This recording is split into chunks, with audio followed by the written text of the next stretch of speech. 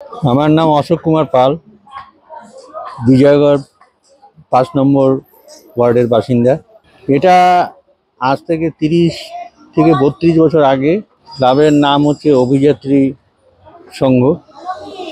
এটা যবে থেকে আমাদের এই পুজোটা শুরু হয়, এই পুজোটা হচ্ছে আমাদের ক্লাব সংলগ্ন একটা মাঠে হতে হতে হতে আস্তে আস্তে উপরতলার যে জেনারেশনের বড় বড় লোকেরা, যারা বয়স্ক লোকেরা, আস্তে আস্তে গত হয়ে যাওয়ার পরে একের পর এক জেনারেশন লোক আমরা এই পুজোটাকে এখনও ধরে রেখেছি।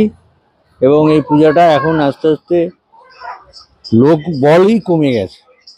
লোকবল বলতে মহিলা আর পুরুষ মিলে হয়তো হার্ডলি 25 থেকে 30 জন মতো আছে।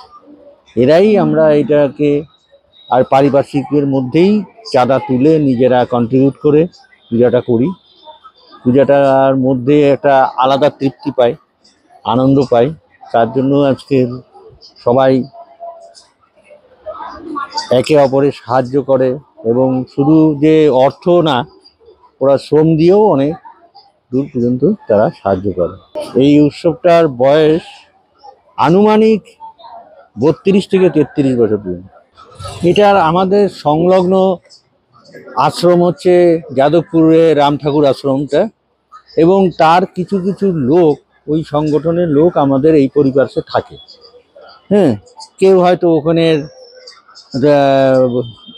হারমোনিয়াম বা তবলা বাজায়, কেউ হয়তো প্রতিদিনই হয়তো ওখানে যায়, এবং সে দিক করলো যে এখানে একটা যদি বছরে একটা প্রোগ্রাম করা যায়, বছরে তার শুভ দিন দেখে, তিথি দেখে যদি এটার উৎসব আমরা করতে পারি, তাহলে আমরা সবাই আনন্দটা বেশি পাবো।